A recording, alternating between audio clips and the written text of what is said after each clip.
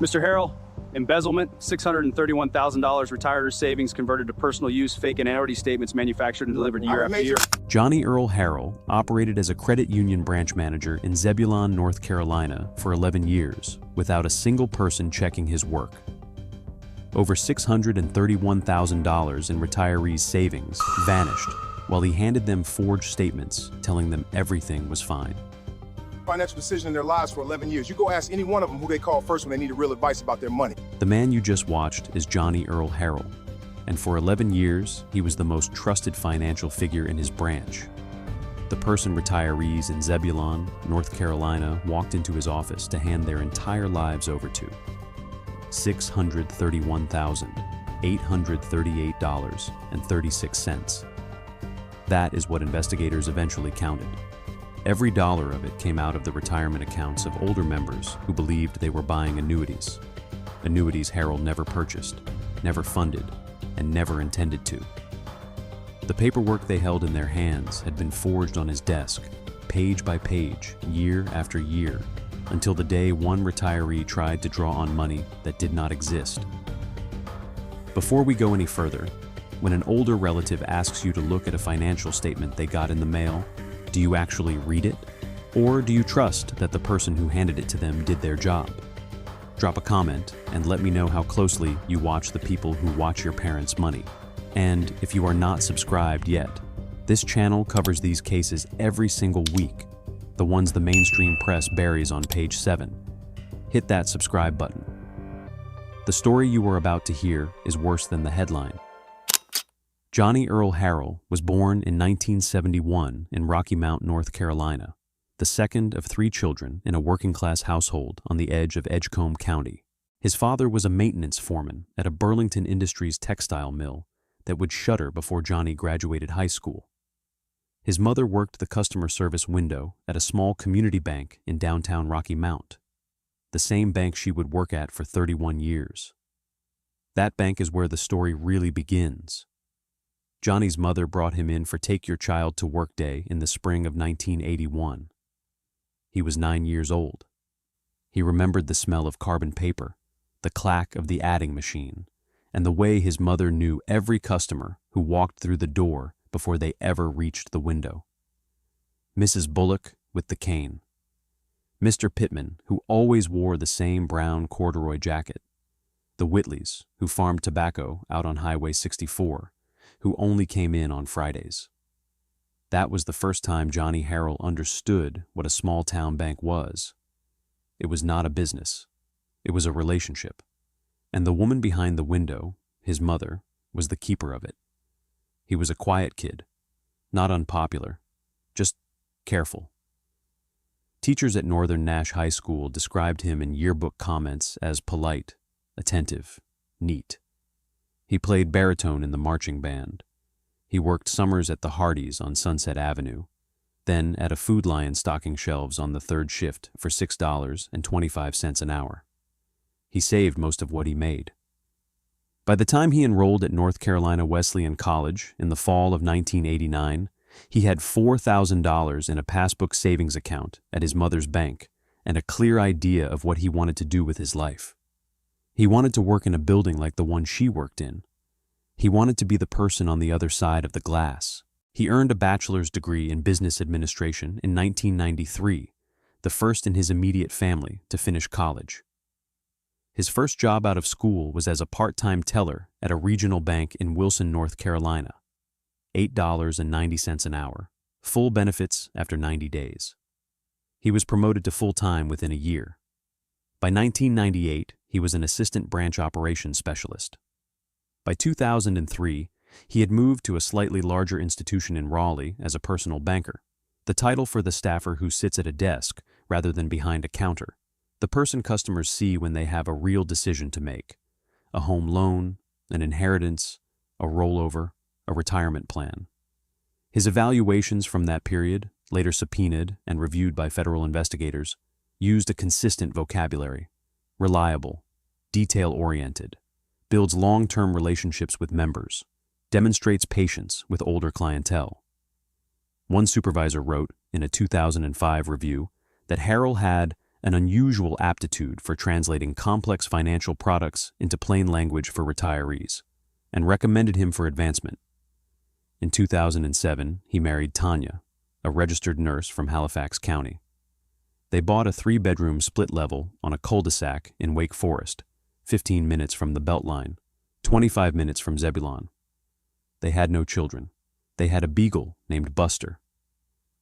They went to Tanya's parents' house for Easter and Johnny's mother's house for Christmas. Their neighbors described them, later, as the kind of couple who waved from the driveway and brought a casserole when somebody had surgery. In the spring of 2008, Johnnie Harrell applied for and was offered the position of branch manager at the Zebulon location of a regional credit union serving members across Wake, Johnston, Franklin, and Nash counties. The starting salary was $58,000 and a small bonus tied to deposit growth. He was 36 years old. His mother, who had retired 3 years earlier from her own 31-year run at the Rocky Mount Bank, came to his swearing-in luncheon in a peach dress and cried quietly when he showed her his desk. The branch was on East Gannon Avenue, a 1-story brick building with a drive-through and a small parking lot, the kind of place where the same 8 or 10 customers came in every Tuesday morning to deposit Social Security checks. For the first year, by all accounts, he was the manager the credit union had hoped for.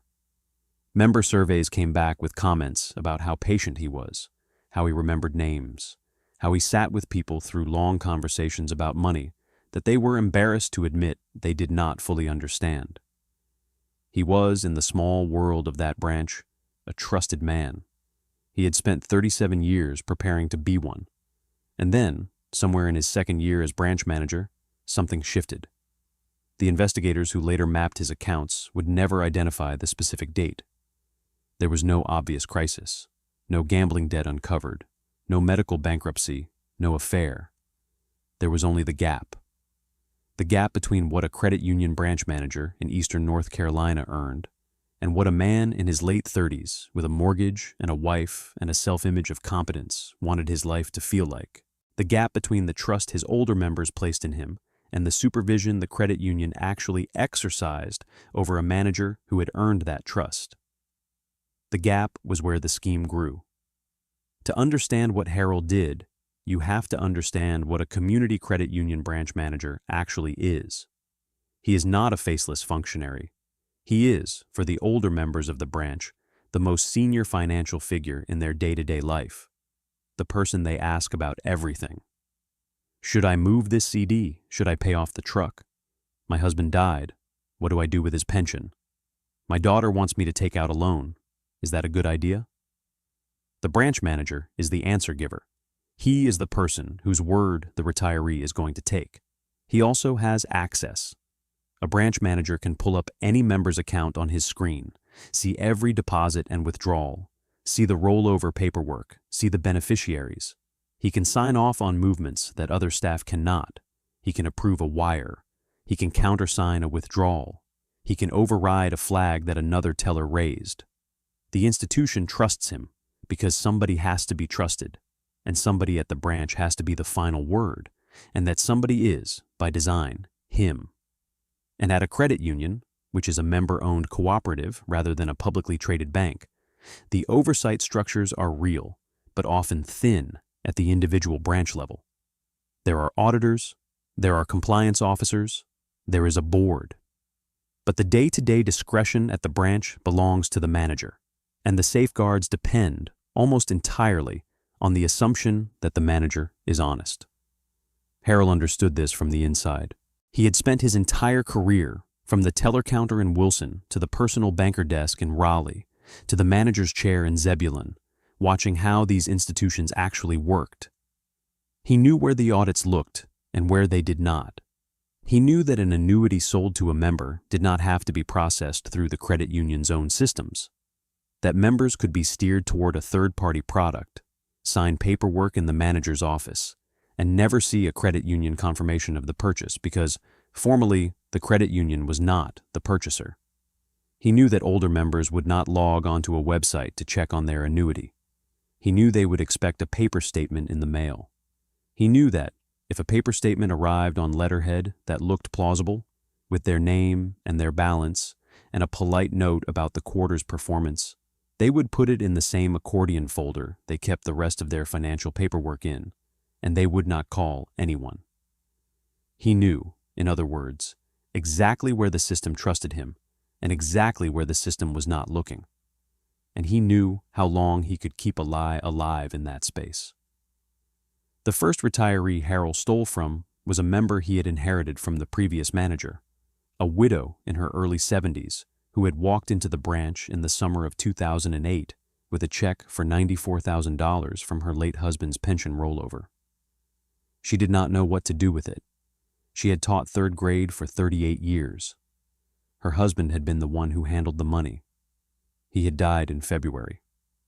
She came to the credit union because the credit union was where they had kept their checking account for 2 decades, and because the new manager seemed kind.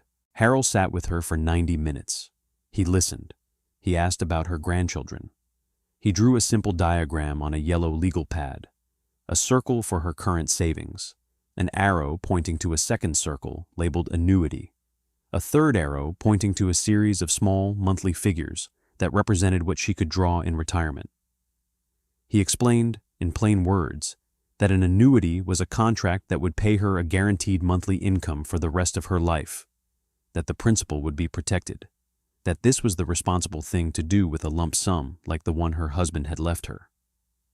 She signed the paperwork he put in front of her. She handed him a check made out to an entity name she did not recognize. He told her she would receive her first quarterly statement in approximately 90 days. No annuity was ever purchased. The funds, routed through an account Harrell controlled, were converted to his personal use within 6 weeks. 92 days later, the widow received an envelope in the mail. It was on letterhead. It bore her name, her address, a policy number, a quarterly date, and a balance that was slightly higher than what she had handed over. A polite 3% annualized growth, reasonable enough not to raise suspicion, generous enough to make her feel that her decision had been wise. She put it in her accordion folder. She did not call anyone. That was the template. He refined it over the next 11 years. The targets were always the same kind of member: older, recently widowed, or recently retired, sitting on a rollover from a pension, or a 401k, or the sale of a small business, financially uncertain, eager to be told that the responsible thing was to put the money somewhere safe. He never advertised. He never solicited. He let them come to him because they always came to him. He was the branch manager. He was the person to ask. He varied the entity names on the paperwork. Never the same fictitious annuity company twice in a row. Never anything that would draw a regulator's eye if it sat next to other names on a compliance review. He kept the dollar amounts irregular. Some rollovers were $40,000. Some were $200,000. The widow's account got a 6-page statement on a quarter that another victim's got a 4-page statement. The performance numbers fluctuated within plausible ranges: 3.1% one quarter, 2.8% the next, a slight dip in a market downturn, a small recovery, the way a real annuity tied to a balanced subaccount would actually move. He kept a separate folder at home. The investigators would later find it in a metal filing cabinet in the spare bedroom of the Wake Forest house, behind a stack of Tanya's nursing journals. The folder was labeled with the names of the victims. Inside each were photocopies of the statements he had sent that quarter, with handwritten notes about the running balance. Not the real balance, which was 0, but the fictitious balance he had to remember the next time he printed her a statement. He could not allow the numbers to drift. A retiree might notice if her third quarter balance was lower than her second quarter balance when no withdrawal had been made. He was, in the end, an extremely careful forger. He had to be. The con required not one lie but a sustained performance of plausibility across years, across dozens of statements, across face-to-face conversations with retirees who would occasionally drop by the branch to ask how their annuity was doing. And he would smile and pull up a fake screen on his computer that was really a saved document and tell them it was doing fine. Just fine. Better than expected, actually. The scheme was not large in any one moment. There was no single transaction that would have triggered a federal report. There was only the cumulative drip, a $40,000 conversion here, a $70,000 conversion there, a $112,000 conversion in 2014 that funded the addition Tanya had wanted onto the back of the house, a $58,000 conversion in 2016 that paid off the Acura. By the time the 11 years had run, he had stolen at least $631,838.36 from members of his branch. The other members of the branch never noticed. The tellers liked him. The assistant manager respected him. The auditors who came through quarterly checked the credit union's own books, which were clean because the theft was structured to occur outside the credit union's formal product lines. The annuities did not exist on the credit union's balance sheet because no annuity had ever actually been purchased through the credit union. From a compliance officer's view of the data, the money had simply left member accounts the way money is supposed to leave, at the member's direction with the member's signature, for a purpose the member had requested. The only place the truth lived was in the gap between those signed authorizations and the fictitious statements that followed them. And that gap was a place no auditor ever looked because no auditor knew it existed.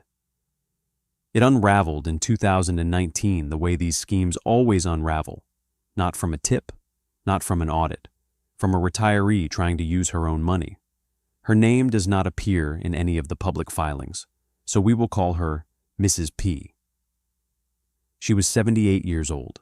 She had been a member of the credit union for 31 years.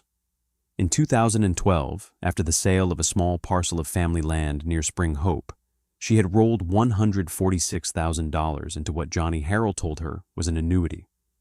She had received quarterly statements ever since. 28 statements by the spring of 2019. Every single one of them forged. In April of that year, Mrs. P's daughter sat down at her mother's kitchen table to help her plan for an upcoming knee replacement and the long recovery that would follow. The medical bills were going to be significant. They needed to draw a meaningful portion of the annuity to cover the gap between Medicare and the surgical center's estimate. The daughter, who worked in HR at a Raleigh hospital and had spent enough time around benefits paperwork to know what an annuity statement looked like, picked up the most recent quarterly statement from her mother's accordion folder. She noticed 3 things in order. First, the policy number had a formatting inconsistency from one quarter to the next, a hyphen in one place on one statement and in a different place on another. Second, the customer service phone number listed on the back of the statement did not connect to the company named on the front. It connected to a generic voicemail box that did not identify any company at all. Third, the company named on the front did not appear in any state insurance department database she could find when she opened her laptop and searched. She did not panic. She drove her mother to the credit union the next morning. They sat down across from Johnnie Harrell. The daughter, polite and careful, said that her mother needed to begin a partial withdrawal from the annuity to cover an upcoming surgery, and could he please walk them through the process. Harrell did what he had done 100 times. He smiled. He pulled up his computer. He said it was no problem at all, that he would just need to make a couple of calls to confirm the surrender value, that he would get back to them by the end of the week.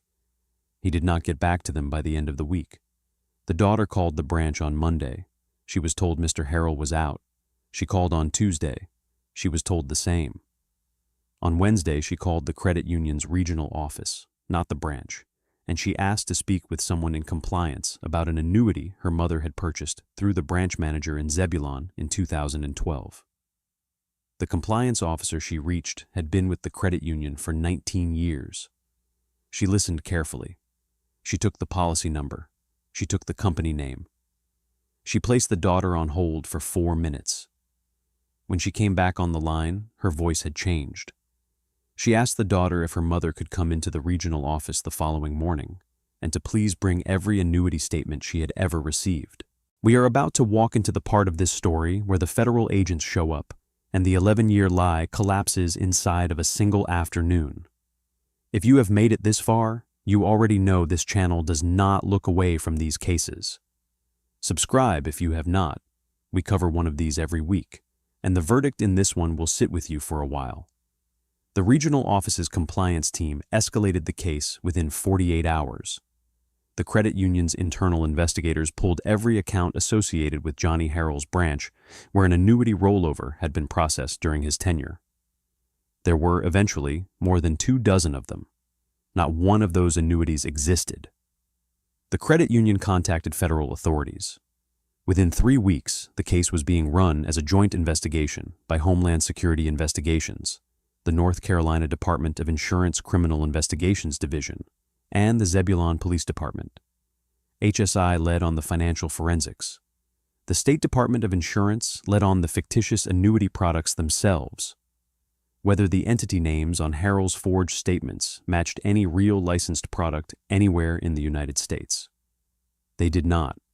None of them. He had made up the company names. He had made up the policy numbers. He had made up the customer service phone numbers and routed them to dead voicemail boxes he could ignore. The investigation reconstructed the scheme from the gap between the documents Harrell had created and the transactions that actually occurred. Every fake statement he had handed a retiree was now sitting in a federal evidence box. Each one was a dated, formatted, internally consistent admission that he had known the annuity did not exist and had chosen to perform its existence to the victim anyway. There is no innocent reason to manufacture a quarterly statement for an account that was never opened. None. The defense would never find one. HSI pulled Harrell's personal banking records, every account in his name, every account in Tanya's name, every joint account, every credit card. The pattern emerged immediately. Across 11 years, irregular deposits had landed in a personal account he controlled, originating from member-funded transfers that had been authorized as annuity purchases. The deposits ranged from a few $1,000s to over $100,000. They added up, line by line, to a number nearly identical to the total drained from the victims. Investigators executed a search warrant on the Wake Forest house in the late summer of 2019. In the spare bedroom, behind Tanya's nursing journals and the metal filing cabinet, they found the folder. 26 victim names. Years of running balances in Harrell's own handwriting. Photocopies of every forged statement he had ever sent.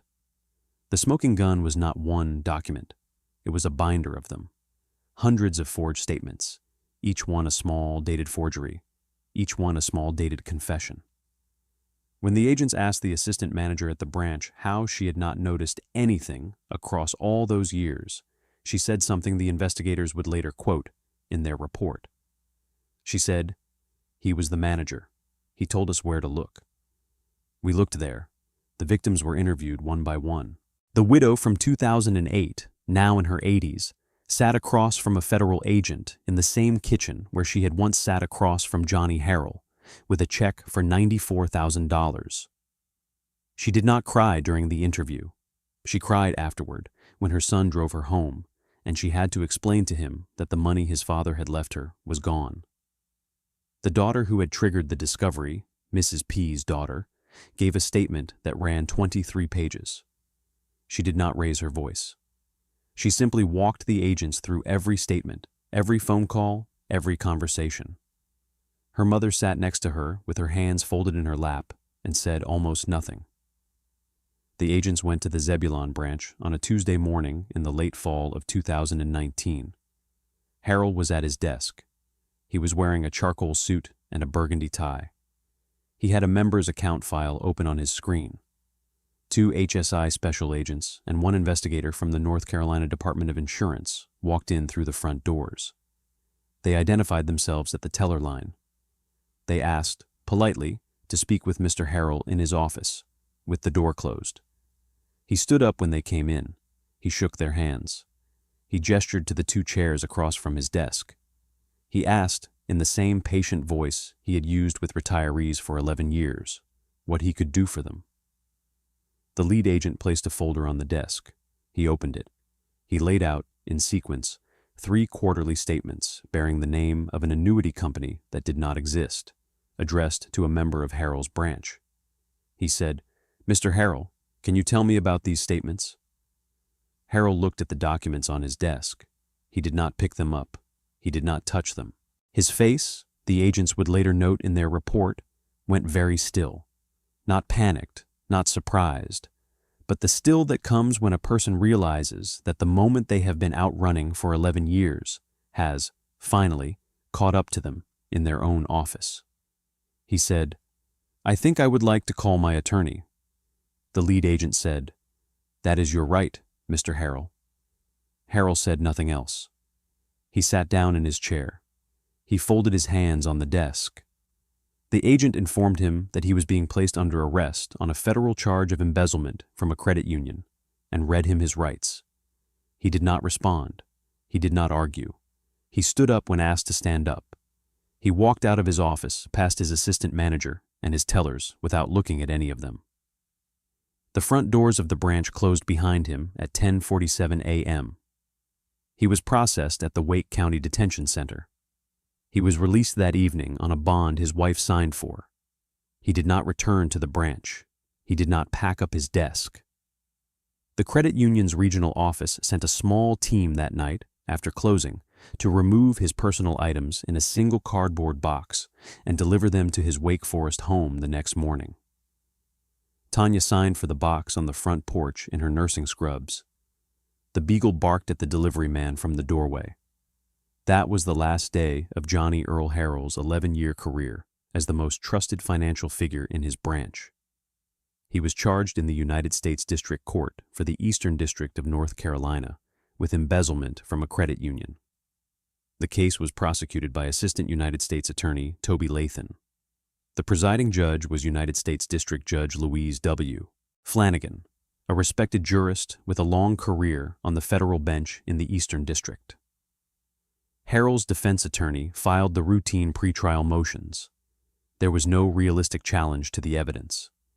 The forged statements were the case. They had been recovered from his own house, in his own handwriting on the running balance notes, photocopies of documents he had mailed to victims on a quarterly schedule for years. There was no exculpatory reading of those documents. There was no defense theory under which an innocent branch manager prepares fictitious annuity statements for fictitious annuities and delivers them to retirees who were under the impression their retirement money was safely invested. On June 24, 2020, Johnnie Earl Harrell appeared in federal court in Raleigh and entered a plea of guilty to embezzlement from a credit union. He admitted, under oath, that between 2008 and 2019 he had stolen and embezzled at least $631,838.36 in funds belonging to the credit union and its customers, that he had targeted retirees by convincing them to roll over retirement accounts into annuities he never purchased, that he had instead converted the victims' funds to his personal use, and that he had prepared fraudulent annuity account statements which he periodically delivered to victims to preclude detection. The plea hearing took less than an hour. Harrell answered the judge's questions in a quiet voice. "Yes, Your Honor." "No, Your Honor." He understood the rights he was waiving. He understood the maximum penalty. He understood that the court was not bound by any agreement. He understood. Sentencing was held later that year. The courtroom was small. Several of the victims attended in person. The widow from 2008 did not attend. Her son came in her place. Mrs. P. attended with her daughter. They sat in the third row. The government's sentencing memorandum laid out the pattern across 11 years. It quoted from interviews with multiple victims. It quoted from one victim impact statement in particular, read aloud in court by the daughter who had triggered the discovery. The statement was short. It addressed Harrell directly. It said, "My mother trusted you because she had been taught her whole life that the man at the bank was the person you could trust. You were the proof to her that the world she had been raised in still existed. You took her money and you took that too. I do not know which one she will miss more." When Judge Flanagan addressed Harrell at sentencing, she did not raise her voice. She said that the court understood that the defendant had no significant prior criminal record. She said the court understood that he had pleaded guilty and accepted responsibility. She said the court had reviewed the letters of support from his family. And then she said this. She said that the defendant had occupied a position of layered trust, that the victims had not merely trusted a financial institution, they had trusted him, personally, by name, as the man who sat across the desk from them in their most vulnerable moments. She said that the breach was not a single act of greed, but an 11-year sustained performance of compassion that had been, in fact, a performance of theft. She said that every forged statement he had ever mailed was a deliberate act, taken in private, with full knowledge of its purpose, on a quarter-by-quarter schedule that he had personally maintained.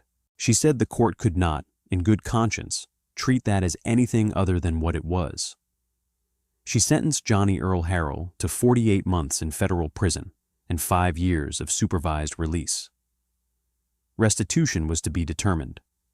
He was designated to a low-security federal facility within the Bureau of Prison System. Tanya filed for divorce within the year. The Wake Forest house was sold to cover legal fees and partial restitution. The Beagle went to live with Tanya's sister in Halifax County. The credit union absorbed what losses it could and made the victims whole to the extent its insurance permitted. Several retirees received only partial recovery. Some of them, in their 80s, did not live long enough to see the restitution process complete. The widow from 2008 died in 2022, with the $94,000 matter still listed in the open column of the federal court's accounting. Mrs. P had her knee replacement. Her daughter paid the gap that the missing annuity had been supposed to cover. The accordion folder of forged statements remained in a box in her mother's closet for a long time after, until one afternoon the daughter quietly took it out to the curb on a Wednesday morning and let the trash truck carry it away. This case was cruel in a way that lingers. But this case on the right-hand side will leave you genuinely speechless. Click it now.